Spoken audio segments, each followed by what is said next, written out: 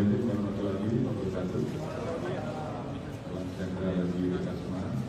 Salam, swastiastu, namo buddhaya, salam kebajikan. Yang saya hormati Bapak Kapolri, Bapak seluruh tim sus, rekan-rekan media. Sore hari ini saya akan menyampaikan perkembangan terkait peristiwa tindak pidana yang terjadi di Duren 3. Dan ini sudah merupakan komitmen kami dan juga menjadi tekanan Bapak Presiden untuk mengungkap kasus ini secara cepat, transparan, dan akuntabel. Dan saya juga sudah memerintahkan jangan ada yang ragu-ragu, jangan ada yang ditutup-tutupi, ungkap kebenaran apa adanya. Jangan sampai menurunkan kepercayaan masyarakat pada Polri. Ini tentunya menjadi perintah dan amanat yang tentunya saat ini dan kemarin juga telah kita laksanakan. Densus telah melakukan pendalaman terhadap laporan awal yang menimba antara saudara D dan saudara RT di Duren 3 yang ditangani oleh Polres Metro Jakarta Selatan, dan juga dilakukan pemeriksaan di Cikupa Polres dan juga Polda Metro, di mana pada saat pendalaman dalam TKP ditemukan ada hal-hal yang menghambat proses penyidikan dan kegagalan-kegagalan yang juga kita dapatkan, seperti hilangnya CCTV dan hal-hal lain, sehingga muncul dugaan ada hal-hal yang ditutupi dan direkayasa. Oleh karena itu, dalam rangka membuat terang peristiwa yang terjadi, tim sus telah melakukan pendalaman dan ditemukan adanya upaya-upaya untuk menghilangkan barang bukti, rekayasa, menghalangi proses penyidikan sehingga proses penanganannya menjadi lambat. Tindakan yang tidak profesional pada saat penanganan dan olah TKP, serta tindakan-tindakan tidak profesional lain pada saat penyerahan jenazah almarhum D. Oleh karena itu, untuk membuat terang dan menghilangkan hambatan-hambatan penyidikan, beberapa waktu yang lalu kami telah mengambil keputusan penonaktifan Kapolres Metro Selatan, Karopaminal, Kadif Propam Polri, Karopos. Kemudian tim sus juga telah melakukan pemeriksaan terhadap pelanggaran kode etik profesi Polri ataupun tindakan untuk merusak, menghilangkan barang bukti, mengaburkan, dan merekayasa dengan melakukan mutasi Janma Polri. Dan saat ini semuanya dilakukan pemeriksaan. Kemarin ada 25 personil yang kita periksa dan saat ini bertambah menjadi 31 personil. Kita juga telah melakukan penempatan khusus pada 4 personil beberapa waktu yang lalu, dan saat ini bertambah menjadi 11 personil Polri, terdiri dari 1 bintang 2, 2 bintang 1, 2 Komes, 3 KBP, 2 Kompol, dan 1 AKP. Dan ini kemungkinan masih bisa bertambah. Selanjutnya, untuk menjaga transparansi dan akuntabilitas dalam penanganan kasus ini, kita telah melibatkan pihak eksternal seperti rekan-rekan di Komnas HAM yang saat ini masih terus bekerja, dan juga mitra kami di Kompolnas selaku pengawas kepolisian.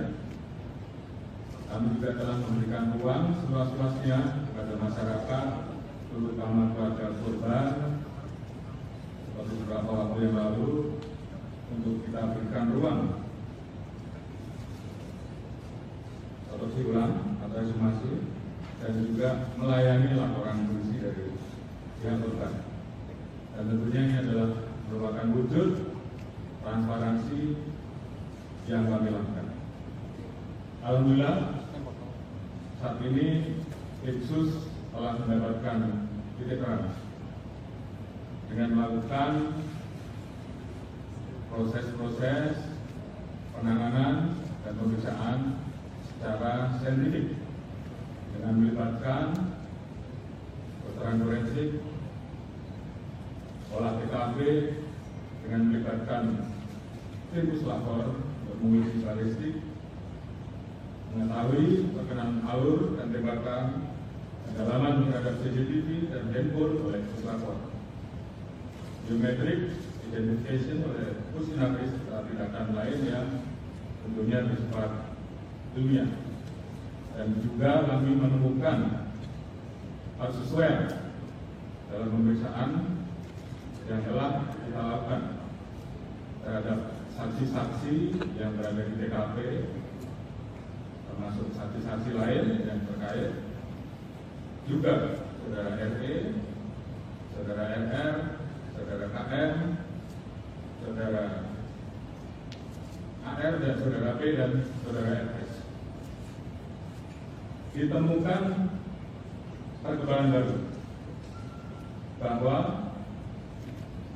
tidak ditemukan, saya ulangi, tidak ditemukan fakta peristiwa tembak menembak seperti yang dilaporkan. Saya ulangi, tidak ditemukan fakta peristiwa tembak menembak seperti yang dilaporkan awal. Tim khusus menemukan bahwa peristiwa yang terjadi adalah peristiwa penembakan terhadap saudara J yang mengakibatkan saudara J meninggal dunia, yang dilakukan oleh saudara RE atas perintah saudara SS. Saudara E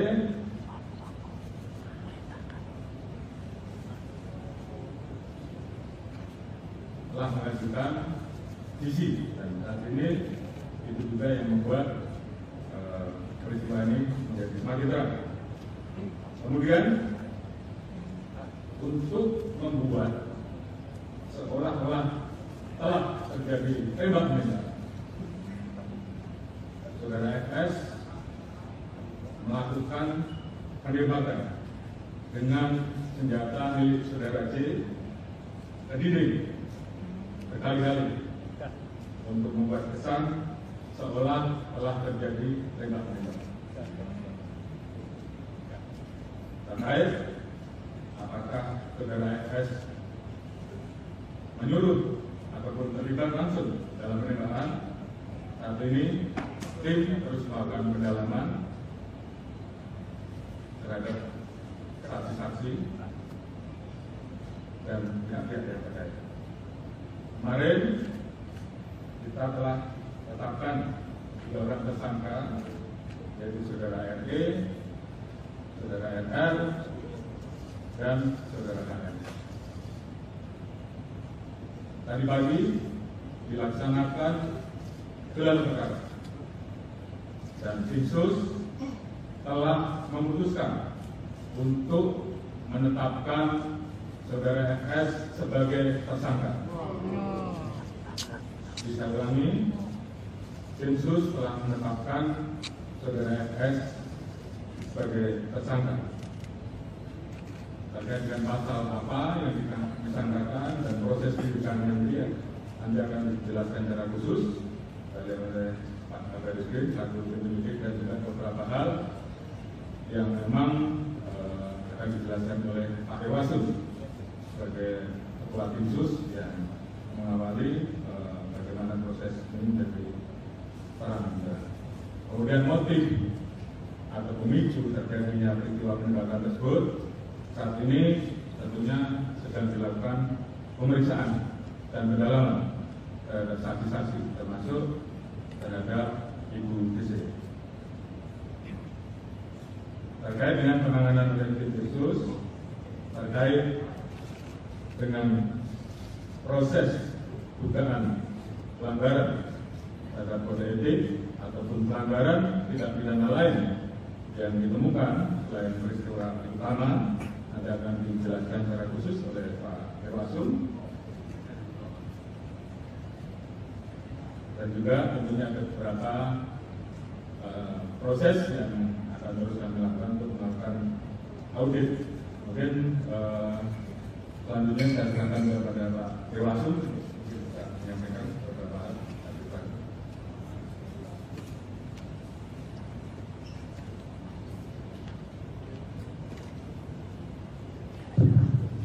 Atas izin Bapak Kapolri dan Bapak Polri kami menyampaikan perkembangan yang dilaksanakan tim sus khususnya dalam pelaksanaan operasi khusus.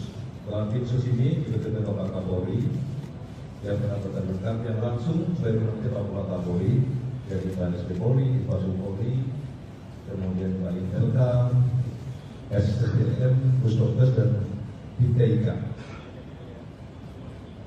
Kemudian Bapak Kapolri selalu menekankan pada saat rapat menyampaikan kedepankan scientific crime investigation. Saya memahami dan tim sus memahami kepada para media dan masyarakat selama 1 minggu pertama dibentuk, kami memahami seolah tim sus tidak bergerak. Kami memahami itu karena apa yang dikatakan Bapak Kapolri tadi memang benar.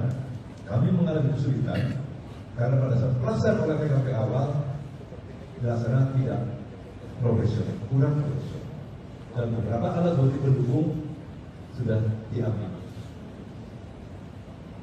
Selama 1 minggu kami bergerak mendalami, kemudian kami mendapatkan informasi intelijen dari Bainter Kapolri bahwa dijumpai ada beberapa personil yang diketahui mengambil CCTV dan yang lain-lain.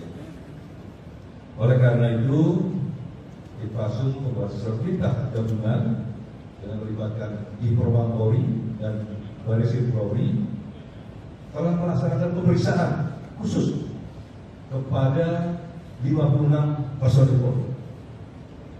Dari 56 personil Polri tersebut terdapat 31 personil Polri yang dari Bapak Kapolri sampaikan yang diduga patut juga melanggar kode etik profesional Polri atau kata etik. Kemudian yang melakukan pelanggaran dari Bapak Kapolri sudah menyampaikan 11 dilaksanakan penempatan khusus yang 3 perwira tinggi ditempatkan di Mako Brimob Polri. Ada hal yang menonjol pada saat pelaksanaan pemeriksaan khusus ini terhadap Barada RI yang bersangkutan pada saat dilaksanakan pemeriksaan mendalam ingin menyampaikan undang-undang. Dia pengen menulis sendiri, tidak usah ditanya Pak, saya menulis sendiri. Yang bersangkutan menulis dari awal bahwa dia maksudkan adalah yang bersangkutan dengan dilengkapi dengan cap jempol dan sebagainya. Dari itulah pemeriksaan khusus karena sudah ada unsur pidananya, maka kita limpahkan kepada Baris Krim Polri untuk melakukan tindakan penyidikan lebih lanjut. termasuk juga kepada Bribka RL pada saat dilaksanakan pemeriksaan khusus juga demikian. Adanya juga tindak pidana, maka juga kami limpahkan kepada Baris Krim Polri untuk dilakukan pemeriksaan lebih lanjut. Kemudian kemarin kami laporkan Kapolri bahwa Tipsus sebelumnya melaksanakan pemeriksaan mendalam kepada FS di Makobrimob. Karena dilakukan pemeriksaan mendalam, maka juga telah ditemukan bukti yang cukup bahwa FS adalah pelaku tindak pidana. Maka tadi Pak Kapolri menyampaikan setelah gelar perkara sudah bebas sebagai tersangka. Oleh karena itu, kami menjelaskan bahwa ketika 31 personil yang melanggar kode etik Polri, dari Baris Krim Polri ada 2 personil, 1 pamen, beberapa pamen dan 1 pama. Di Propam Polri ada 21 personil, perwira tinggi 3, perwira menengah 8, perwira pertama 4 personil, bintara 4 dan tamtama 2 personil. Kemudian personil Polda Metro Jaya sementara ada 7 personil, perwira pangkat menengah 4 personil, dan perwira pertama 3 personil. Rekan-rekan sekalian, tim sus akan melakukan pengkajian untuk gabungan dengan Dirpropam Polri terhadap personil-personil yang melakukan dan juga melakukan kode etik. Kalau nanti ada unsur pidananya, juga kita limpahkan lagi kepada Baris Krim Polri. Tetapi kalau kita akan melakukan kode etik, maka tentu Dirpropam Polri akan melakukan sidang kode etik terhadap personil tersebut. Oleh karena itu, ke depan tim sus akan terus melakukan pemeriksaan khusus terhadap personil-personil Polri yang patut diduga melakukan pelanggaran kode etik terkait penanganan meninggalnya Brigadir J di Komplek Polri Duren 3. Oleh karena itu, kami juga tim sus mengucapkan terima kasih dari Bapak Kapolri sudah menyampaikan kepada Komnas HAM dan melalui beliau harus transparan. Kemudian juga tentu Kompolnas yang terus selalu memberikan pengawalan sehingga kasus ini terungkap. Kemudian juga tentunya kami mengucapkan terima kasih kepada seluruh masyarakat yang telah memberikan support dan dukungannya kepada tim sus untuk menunggu, namun sudah ada titik terang dan sehingga terungkap. Termasuk juga tentu kepada seluruh anggota Polri yang saya cintai, karena memang banyak sekali WA yang masuk. Terima kasih kepada seluruh anggota. Saya kira itu Bapak Kapolri. Terima kasih. Assalamualaikum warahmatullahi wabarakatuh. Terima kasih Pak Irwansyah yang sudah menyampaikan beberapa poin terpenting terkait dengan kinerja tim sus yang dipimpin oleh beliau. Selanjutnya Pak Kabar Eskrim saya perintahkan untuk menyampaikan terkait pasal-pasal dan mungkin proses penyidikan yang saat ini sedang berjalan. Terima kasih Bapak Kapolri yang sudah membantu Bapak Kapolri, Bapak Kapolri, Ketua Tim terus penanganan kasus penembakan di Duren 3. Pada kesempatan ini dengan sekalian, awal pembentukan tim sus tugasnya adalah melakukan asistensi terhadap penanganan laporan kejadian yang diterima oleh Polres Jakarta Selatan. Kemudian mulai bekerja tanggal 12 Juli dan melakukan olah TKP selama 4 hari berturut-turut untuk mempelajari situasi dan kondisi TKP secara umum sampai hal-hal yang bersifat khusus yang melibatkan laboratorium forensik Polri, yang melibatkan tim APIS Baris Krim Polri dalam rangka untuk memperoleh gambaran yang seterang-terangnya tentang situasi kejadian pada saat tanggal 8 Juli di mana dilaporkan ada kejadian tembak-menembak yang terjadi antara Brigadir Joshua dan Baradae yang mengakibatkan Brigadir Joshua meninggal dunia. Kemudian kami melaksanakan analisa tim bekerjasama melaksanakan analisa terhadap hasil pemeriksaan atau autopsi yang dilaksanakan oleh kedokteran forensik Polri. Kita cek hasil autopsinya seperti apa, perkenalan tembakannya seperti apa, ada atau tidak penganiayaan yang dilakukan, ada nggak luka lain selain luka tembak, sehingga kita bisa memperoleh gambaran dari TKP dan hasil analisa terhadap hasil autopsi yang sudah dilakukan. Kemudian pada saat kita melaksanakan olah TKP, kita juga berusaha untuk mencari sidik jari dan DNA di seluruh lokasi yang kemungkinan terjadi aktivitas orang-orang yang ditemukan pada saat pertama kali ada kejadian. Daripada 5 orang, ada Ibu Putri, ada Pak Sambo, ada Kuat, ada Riki dan Richard, serta korban Joshua. Sehingga ini dijadikan pijakan awal bagi tim sus untuk melaksanakan langkah penyidikan. Karena apa? Karena laporan daripada keluarga korban Joshua ini baru dilaporkan kepada Mabes Polri pada tanggal 18 Juli. Artinya kita menangani perkara ini dalam proses penyelidikan dan penyidikan untuk mengungkap kasus ini adalah pada saat mulai laporan diberikan oleh keluarga korban Brigadir Joshua ke Mabes Polri pada saat tanggal 18. Kita langsung melaksanakan pemeriksaan ke Jambi.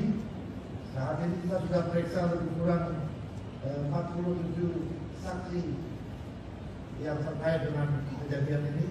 Kemudian kita juga memperoleh ya tadi Pak Irwansyah sudah menyampaikan beberapa kendala yang ditemukan selama proses penyidikan dan penyidikan yang dilakukan, dan syukur alhamdulillah dengan kegiatan daripada seluruh tim yang bekerja. Kalau melihat ancaman hukuman pasal 338 junto 5556 KUHP cukup tinggi, karena yang bersangkutan tidak merasa punya kepentingan sendiri. Oleh karena itu Barada ini membuat pengakuan yang disampaikan kepada penyidik setelah dilakukan pemeriksaan secara maraton, dan itu terjadi kepada tersangka-tersangka lainnya sampai bisa mengungkap tabir kejadian yang selama ini menjadi tanda tanya masyarakat. Apakah benar menjadi tembak menembak atau ada kejadian lain yang disembunyikan dari laporan yang dilakukan. Selama proses penyidikan yang dilakukan, Baris Krim Polri telah menetapkan 4 orang tersangka. Yang pertama, Barada RW. Yang kedua, Bribka RF. Yang ketiga, tersangka KM. Yang terakhir, Irjen Pol FS. Dengan peran dan kesangkaan masing-masing tersangka sebagai berikut. Barada RW telah melakukan penembakan terhadap korban. Tersangka RF turut membantu dan menyaksikan penembakan korban. KM turut membantu dan menyaksikan penembakan terhadap korban. Irjen Pol FS menyuruh melakukan dan menskenario peristiwa seolah-olah terjadi peristiwa tembak menembak di rumah dinas Irjen Pol Ferdi Sambo di Komplek Polri Duren 3. Berdasarkan hasil pemeriksaan keempat tersangka, menurut perannya masing-masing, penyidik menerapkan pasal 340 subsidiar, pasal 338 junto pasal 5556 KUHP dengan ancaman maksimal hukuman mati, penjara seumur hidup, atau penjara selama-lamanya 20 tahun. Demikian Bapak Kapolri yang dapat kami sampaikan. Mudah-mudahan ini bisa memberikan jawaban kepada masyarakat atas keseriusan institusi Polri untuk menjaga pamannya di kepada masyarakat. Terima kasih. Assalamualaikum warahmatullahi wabarakatuh. Baik, terima kasih Pak Kabar Eskrim. Jadi rekan-rekan, saya kira sudah jelas tadi pelaksanaan pasalnya, pasal 30, 340 kita ulangi, pasal 360 subsidiar pasal 338 junto pasal 55 dan 56 terkait dengan 4 orang yang tadi sudah disebutkan, dan tentunya ini akan terus dilaksanakan pemeriksaan lembaga. Tentunya langkah-langkah dari Densus ini adalah merupakan wujud komitmen Polri untuk mengusut tuntas perkara ini secara akuntabel, jujur, terbuka, transparan, sesuai dengan harapan masyarakat dan arahan Bapak Presiden untuk mengusut tuntas. Jangan ragu-ragu, jangan ada yang ditutup-tutupi, ungkap kebenaran sehingga dapat dipertanggungjawabkan. Hambatan, upaya untuk menghilangkan barang bukti, saya minta kepada tim khusus juga lakukan pemeriksaan terhadap saudara FS. Apakah ada perintah dari yang bersangkutan? Dan tolong saya laporkan hasilnya. Kemudian tentunya tim khusus, karena ini sudah menjadi perhatian publik, saya minta untuk betul-betul segera bisa diselesaikan, terus bekerja keras sehingga betul-betul kita profesional, akuntabel, dan tentunya pendekatan saintifik yang tentunya akan kita pertanggungjawabkan betul-betul bisa dilakukan dengan profesional. Dan harapan kita semua tentunya kasus ini bisa segera tuntas dan segera kita limpahkan kejaksaan untuk segera bisa proses sidang. Kemudian terkait dengan temuan-temuan pelanggaran kode etik maupun pelanggaran pidana lain yang ditemukan akan segera dituntaskan dan segera diproses, apakah itu dengan proses pidana atau proses etik untuk segera bisa di sidang etik ataupun segera dituntaskan untuk diproses dan diajukan ke kejaksaan. Tentunya ini menjadi komitmen kami, komitmen Polri untuk betul-betul bisa menjaga marwah dan nama institusi Polri. Tentunya terima kasih tadi disampaikan oleh Pak Irwasum, sekali lagi dukungan dari masyarakat, support dari masyarakat dalam memberikan semangat kepada kami untuk mengungkap agar fakta ini menjadi terang benderang, dan ini bagi kami merupakan bentuk kecintaan terhadap institusi Polri. Mungkin itu yang bisa saya sampaikan. Terima kasih. Wassalamualaikum warahmatullahi wabarakatuh. Pak Kapolri, izin terkait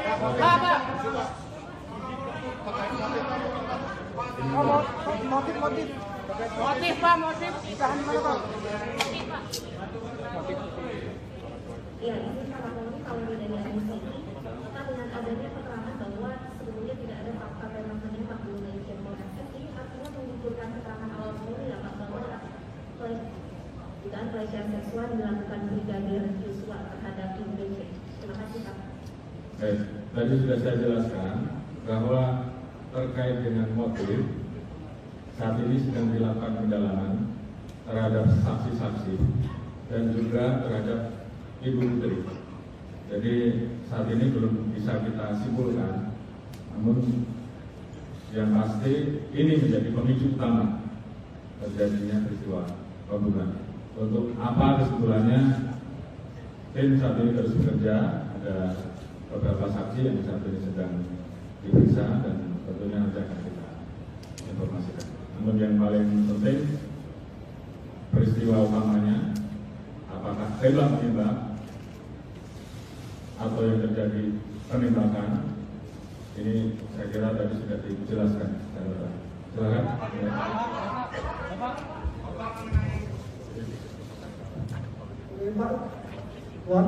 Pak, yang pertama itu Pak yang menanyakan keterlibatan katanya ada penasehat Kapolri yang inisial MH itu yang menyusul skema itu juga, apa itu betul Pak?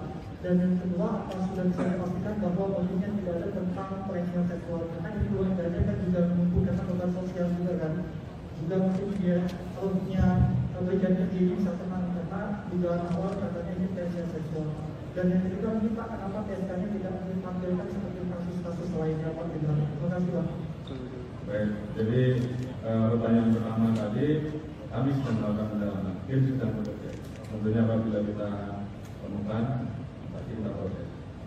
Terkait dengan motif, tadi sudah kita sampaikan bahwa pendalaman masih terus dilakukan dan ini tentunya membutuhkan keterangan dari ahli-ahli disampaikan sesuai saksi-saksi, sehingga tentunya ini menjadi bagian yang juga harus kami tuntaskan.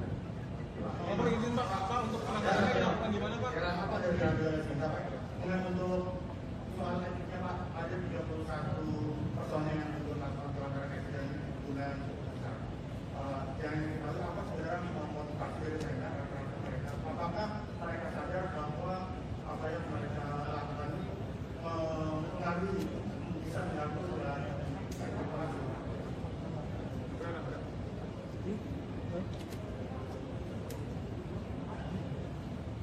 Baik,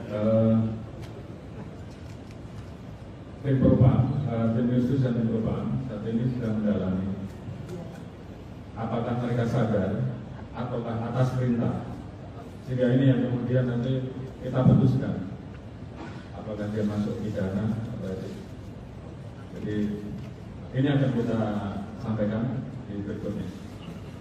Pak, terkait pengerahan BRIMOB dalam proses penggeledahan, kerusakan yang ada di tubuh Brigadir Joshua itu memang karena pembantaian atau memang karena cuma penembakan saja Pak?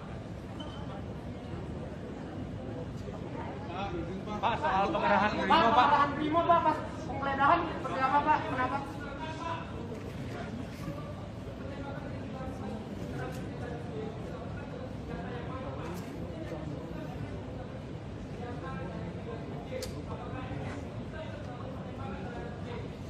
Tadi sudah saya jelaskan, penembakan terhadap Brigadir D dilakukan atas perintah saudara FS dengan menggunakan senjata milik saudara Brigadir R.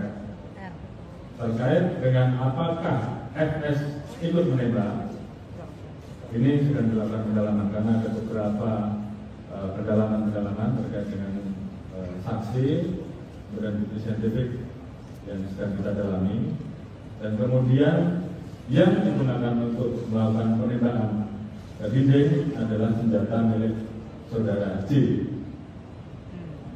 Mas ya, saya kira cukup. Mas Sigit satu lagi Pak, tadi Pak Penanganan dilakukan di mana khususnya untuk Irjen FS, kemudian yang kedua proses terkait dengan penyidikan dugaan pelecehan seksual terus dilakukan Pak. Tapi sebenarnya yang dilakukan aktivitas Brigadir J pada saat ditembak itu sedang apa Pak?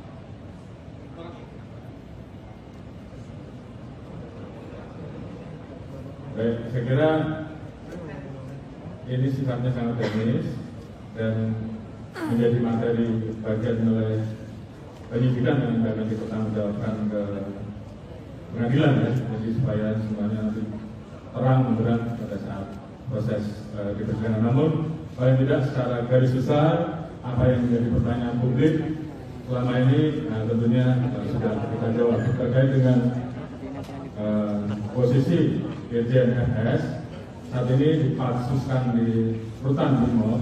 Tentunya setelah penetapan tersangka akan ditahan dan nanti akan diputuskan oleh tim apakah ditahan di rutan BRIMOB atau tempat yang lain. Nanti akan diputuskan setelah pemeriksaan beliau sebagai menurut pemeriksaan FS sebagai tersangka.